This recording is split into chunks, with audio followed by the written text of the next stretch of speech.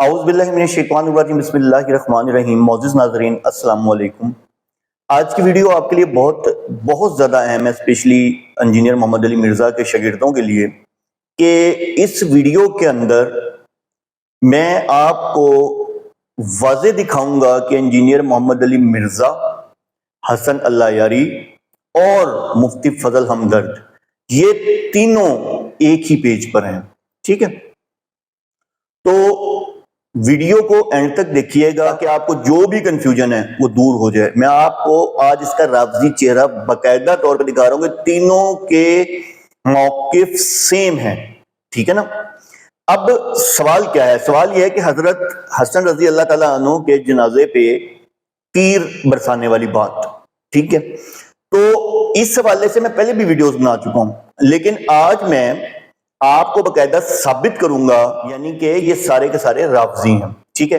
آپ پہلے یہ ویڈیو دیکھیں، اس کے بعد میں آپ سے بات کرتا ہوں۔ شیعہ میں سے کافی لوگوں کا کہنا ہے کہ حضرت امام حسن علیہ السلام کے جنازے پر تیر چلائے گئے۔ جی چلائے گئے تھے، اس سے بڑی باتیں ہوئی ہیں، تو اس میں سے نکالنا کیا آپ نے؟ نکالنا وہ بنو امیہ دشمن تھے، ظاہر ہے، یعنی وہ حضرت حسن ابن علی نے خواہش ظاہر کی تھی کہ میں نے روضہ شریف میں دفن ہونا ہے۔ اما عائشہ نے اجازت بھی دے دی، سیدہ عائشہ نے اجازت دے دی تھی، لیکن بنو امیہ چونکہ حکمران تھی، مروان بن حکم مدینے کا گورنر تھا حضرت معاویہ کی طرف سے، انہوں نے کہا یہ تو حسن کو اگر یہاں پہ دفنایا گیا تو یہ تو پھر بنو ہاشم کو پرائورٹی مل جائے گی اس حوالے سے۔ اس نے کہا میں نے نہیں دفنانے دینا۔ ایون حضرت حسین کو جنازہ بھی نہیں پڑھانے دیا گیا۔ حضرت حسین نے کہا ٹھیک ہے، حکمرانوں کا یہ ٹائٹل ہے، وہ پڑھائیں جنازہ، کیا فرق پڑتا ہے؟ جی میرا ایک اور سوال یہ ہے کہ یہ بی بی کیا نام ہے، امام حسن کے جنازے پہ تیر چلائے گئے تھے، ٹھیک ہے؟ تو اس کے اوپر مجھے تھوڑا سا حقائق سے بیان کریں۔ دیکھیں یہ تیر جب چلاتا تو اس زمانے میں پہلا تیر چلایا گیا تھا، پتہ نہیں کس عورت کا نام لیا جاتا ہے۔ یہ معاویہ کی حکومت کا زمانہ ہے، سنہ 49 یا سنہ 50 میں حضرت امام حسن مجتبی علیہ السلام کا جب جنازہ نکلا ہے تو یہ شیعہ کتب میں موجود ہے کہ مروان بن الحکم ان لوگوں نے جا کر عائشہ کو کہہ دیا کہ بھئی یہ لوگ وہاں پہ نبی صلی اللہ علیہ وسلم کے ساتھ اس کو دفنانا چاہتے ہیں ان کو۔ تو امام حسن مجتبی علیہ السلام کی وصیت یہی تھی کہ میں ان کے ساتھ دفن ہونا چاہتا ہوں، لیکن اگر میری وجہ سے اس بات پہ خون ریزی ہو تو تم اصرار نہ کرنا۔ اپنے بھائی امام حسین علیہ السلام سے انہوں نے وصیت کی کہ اگر اس بات پہ کوئی جھگڑا شروع ہو جائے تو پھر مجھے کوئی بات نہیں، مجھے اور جگہ دفن کر لینا۔ تو ان کو جب لائے تھے تو ان لوگوں نے تیر کیا تھا۔ عائشہ جو ہے اپنی خچر وغیرہ جو بھی اس کا تھا اس پہ سوار ہو گئی تھی۔ اس نے کہا تھا میں اس کو یہاں پہ مجھے زندگی میں بھی اس سے نفرت تھی، اب بھی مجھے اس سے نفرت ہے، میں اس کو یہاں پہ نہیں دفن ہونے دوں گی۔ تو ان لوگوں نے یہ اس کا کوئی ریفرنس دے سکتے ہیں؟ یہ شیعہ کتب میں موجود ہے۔ نہیں اہل سنت کی کتب میں نہیں ان کے کتابوں میں میں نے یہ بات نہیں دیکھی ہے ان کی کتابوں میں، یہ شیعہ کتب میں ہے۔ اب ان کی کتابوں میں کہتا ہوں میں نے نہیں دیکھا ہے، ہو سکتا ہے ہو، میں نے نہیں دیکھا، میں مزید انشاءاللہ دیکھوں گا، لیکن مجھے نہیں لگتا ان کی کتابوں میں یہ باتیں ہوں۔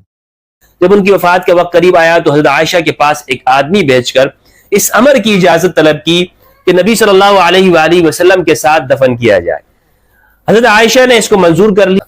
چنانچہ جب ان کی وفات ہو گئی، شہادت ہو گئی، تو حضرت حسین، امام حسین علیہ السلام رضی اللہ عنہ، انہوں نے حضرت عائشہ رضی اللہ عنہ کے پاس اس کی اجازت طلب کرنے کے لیے گئے۔ حضرت عائشہ نے کہا مجھے بہت خوشی سے منظور ہے کہ آپ یہاں پر دفنا دیں۔ جب یہ خبر مروان اللعین کو پہنچی اور باقی بنو امیہ کو ملی تو انہوں نے کہا خدا کی قسم وہ ہرگز وہاں پہ نہیں جا سکتے۔ امام حسین رضی اللہ عنہ علیہ السلام کو جب یہ بات معلوم ہوئی تو انہوں نے اور ان کے ساتھ والوں نے، ساتھیوں نے ہتھیار اٹھا لیے، ہتھیار زیب اٹھائے، اور مروان نے بھی ہتھیار پہن لیے۔ ابو ہریرہ نے سنا، انہوں نے کہا اللہ کی قسم یہ بہت بڑا ظلم ہے کہ حسن کو ان کے باپ کے پاس دفن ہونے سے روکا جاتا ہے، واللہ وہ رسول اللہ صلی اللہ علیہ وآلہ وسلم کے فرزند ہیں۔ پھر وہ حضرت حسین کے پاس گیا اور ان کو سمجھایا اور اللہ کا واسطہ دیا اور کہا کہ کیا آپ کے بھائی نے نہ کہا تھا اگر جیسا کہ بھی آپ نے ویڈیو دیکھی، اور اس ویڈیو کے اندر آپ نے دیکھا کہ تینوں کا موقف سیم ہے، ٹھیک ہے؟ حسن اللہ یاری، انجینئر محمد علی مرزا، رافضی فضل ہمدرد، یہاں تک بھی ویسے آپ کو سمجھ جانا چاہیے، لیکن میں آپ کو حقیقت دکھانا چاہتا ہوں کہ آپ لوگوں کو کس طرح گمراہ کیا جاتا ہے۔ خاص طور پہ میں سنیوں کو بتانا چاہتا ہوں کہ آپ لوگ یہ دیکھیں کہ یہ کس طرح آپ کو جھوٹی روایات سناتے ہیں اور شیعہ جو کہ شیعہ کتب میں اویلیبل ہیں، بھی لازمی بات ہے ان کے لیے تو یہ صحیح ہے نا، میں نے ان کا بھی پوسٹ مارٹم کیا ہوا ہے، اس میں بھی یہ جو احادیث ہیں وہ میں انشاءاللہ علیحدہ سے ویڈیو بنا دوں گا. یہ ساری میں بنا چکا ہوں، میرا دوسرا چینل ہے خرم سلیم جعفری کے نام سے، آپ @خرم سلیم جعفری لکھیں گے تو وہاں آ جائے گا. وہاں میں صرف شیعہ باطل مذہب کے اگینسٹ ویڈیو بناتا ہوں، تو اس میں یہ آلریڈی میں نے کئی دفعہ ویڈیو بنائی ہوئی ہے. ٹھیک ہے، یہ صرف سنیوں کے لیے اس لیے ہے کہ ان کو یہ جاننا بہت ضروری ہے کہ یہ جو احادیث ان کو بتائی جاتی ہیں، یہ احادیث جو ہیں کیا یہ واقعی صحیح ہیں یا ضعیف ہیں. اچھا، میں نے کچھ عرصہ پہلے ابو مخنف لوط یحییٰ کے حوالے سے ویڈیو بنائی تھی کہ یہ آپ کو، کیونکہ میں اس میں ٹوٹل ڈیٹیل میں بات نہیں کروں گا، لمبی بات ہو جائے گی، کہ یہ پہلا انسان تھا جس نے واقعہ کربلا لکھا تھا 150 سے 157 ہجری کے درمیان، اور اس ٹائم عباسی خلفاء کا دور تھا. ٹھیک ہے، اچھا تھوڑا ایک اس چیز کو بھی سمجھ لیں. وہ کہتے ہیں جی عباسی خلفاء، میں آپ کو یہ بھی ثابت کر سکتا ہوں کہ جتنے زیادہ مظالم اہل بیت پر عباسی خلفاء کے دور میں ہوئے ہیں اتنے کسی کے دور میں بھی نہیں ہوئے. ٹھیک ہے، باقی رہی بنو امیہ کے دور کی بات کو تو میں پروف کر چکا ہوں، آپ لوگ کوئی بھی اس کا جواب ہی نہیں دے سکے. میں نے بڑے بڑے عالم کو چیلنج کیا، ٹھیک ہے، کہ ثابت کریں کہ حضرت علی، حضرت حسن اور حضرت حسین رضی اللہ تعالیٰ عنہ کو یہ بنو امیہ نے مطلب شہید کیا. یہ ثابت کریں. میں نے ثابت کیا باقاعدہ طور پہ شیعہ کتب سے بھی اور سنی کتب سے بھی. علی رضی اللہ تعالیٰ عنہ، حضرت حسن رضی اللہ تعالیٰ عنہ اور حضرت حسین رضی اللہ تعالیٰ عنہ، ان تینوں کو شہید کرنے والے کوئی اور نہیں تھے، شیعان علی ہی تھے اور کوفی تھے جو آج کے شیعہ ہیں. خیر، تو میں آپ کو ابو مخنف لوط یحییٰ کے بارے میں بتا رہا تھا. ابو مخنف لوط یحییٰ نے پہلی دفعہ واقعہ کربلا پہ کتاب لکھی. ٹھیک ہے، جو ابو مخنف لوط یحییٰ یہ شیعوں کے نزدیک ان کا بڑا بزرگوار ہے. ٹھیک ہے، اچھا، اور آپ کو مزے کی بات بتاؤں کہ پہلی تاریخ کی کتاب جو لکھی گئی، تاریخ تبری، ٹھیک ہے، وہ اسی کی کتاب جو اس نے تاریخ کی کتاب لکھی تھی المقاتل الحسین سے لی گئی ہے. اور اس کے اندر اگر جہاں کربلا کا ذکر ہے، جہاں حضرت علی رضی اللہ تعالیٰ عنہ کا ذکر ہے، اور جہاں حضرت حسن اور حسین رضی اللہ تعالیٰ عنہ کا ذکر ہے، وہاں سب جو آپ دیکھیں گے سند کے اندر ابو مخنف لوط یحییٰ ہے. ٹھیک ہے، خیر، آپ کو پس منظر سمجھانا اس لیے ضروری تھا کہ یہ ابو مخنف لوط یحییٰ یہ بیسیکلی ایک رافضی، ٹھیک ہے، اور میں آپ کو سنی کتب سے دکھاؤں گا یہ ایک کذاب اور جسے کہتے ہیں نا کہ باقاعدہ جھوٹا، یعنی کہ اس کو جو محدثین سنی علماء ہیں انہوں نے اس کو ضعیف اور جھوٹا کہا. یہ میں سنیوں سے کیوں روایت دکھا، کیونکہ معاملہ یہ ہے کہ اس کے اندر دو بھیڑیں ایسی ہیں جو کہ سنی لبادہ اور کے سنیوں میں شامل ہیں، تو یہ آپ کو جاننا بہت ضروری ہے. یہ جی سب سے پہلی کتاب آ رہی ہے تاریخ تبری. ابو جعفر محمد بن جریر الطبری متوفی 310 ہجری میں یہ لکھی گئی. ٹھیک ہے، اب آپ دیکھیں 150 سے 157 ہجری کے درمیان کتاب لکھی جا رہی ہے، اور 300 سال بعد جب اس کی اوریجنل کتاب بھی نہ رہی تو اس ٹائم یہ تاریخ تبری لی جا رہی ہے، بہرحال جو بھی ابو مخنف سے لی گئی. ٹھیک ہے، اب آپ کے سامنے اس کا عربی متن بھی آ رہا ہے، سب سے اوپر ابو مخنف لوط یحییٰ لکھا ہوا. ٹھیک ہے، آپ پڑھ سکتے ہیں. میں اس کا ترجمہ آپ کے سامنے پڑھ دیتا ہوں. ٹھیک ہے، اور اس کا ترجمہ جو ہے، ابو مخنف لوط یحییٰ نے عبداللہ بن حارث سے روایت کی کہ جب حسین بن علی رضی اللہ تعالیٰ عنہ کا انتقال ہوا تو ان کے چاہنے والوں نے چاہا کہ انہیں رسول اللہ صلی اللہ علیہ وسلم کے پاس دفن کیا جائے، لیکن بنو امیہ نے اس سے انکار کر دیا، یہاں تک کہ ان کے درمیان تلخ کلام اور تیر اندازی ہوئی، جنازے پر تیر پھینکے گئے، پھر انہیں بقی میں دفن کیا گیا. ٹھیک ہے، یہ میں حوالہ بھی دے رہا ہوں ساتھ، تاریخ تبری ہے، جلد 5 ہے، صفحہ 147 ہے. اچھا، اب میں اس کو شارٹ کروں گا، ہر جگہ پہ آپ کو نظر آئے گا کہ جو اس کا بتانے والا ابو مخنف ہے، تو میں اس کو شارٹ کروں گا، آپ جا کے اس کو کراس چیک کر سکتے ہیں. یہ دوسری کتاب ہے البدایہ والنہایہ.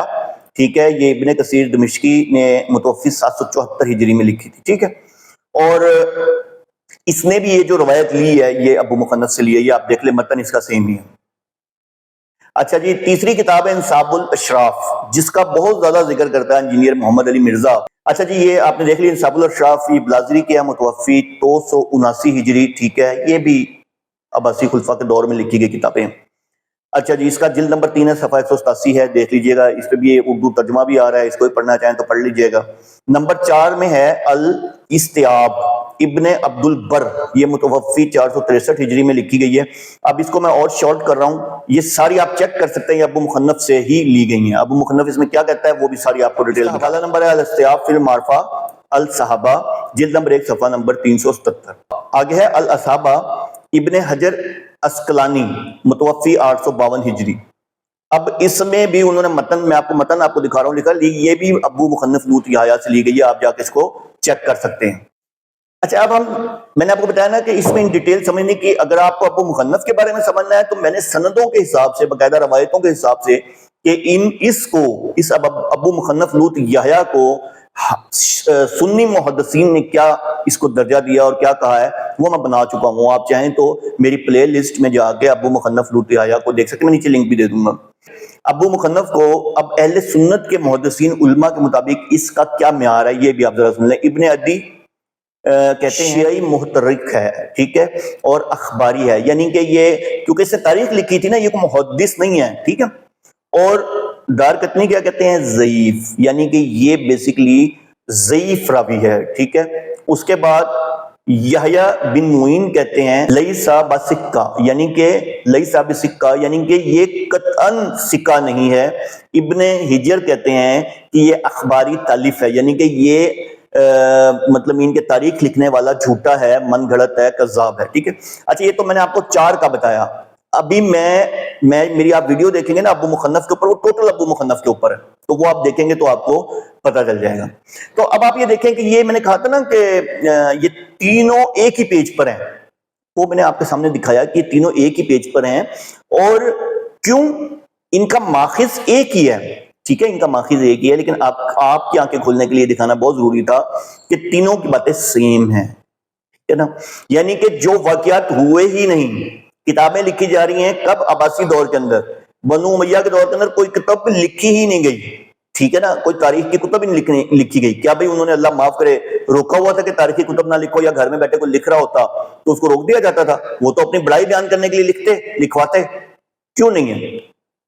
تو یہ جو عباسی دور کے اندر باقاعدہ طور پہ یہ جو تاریخیں لکھی گئی ہیں، یہ سارا کچھ، اور جو آپ کہہ لیں صحاح ستہ کے اندر بھی انفلوئنس آتا ہے عباسی یعنی کہ خلافت کے حوالے سے، تو یہ تمام جو ہے یہ عباسی خلیفہ کے دوروں میں، یعنی کہ عباسی خلافت کے دور میں، صحاح ستہ بھی اسی دور میں لکھی گئی.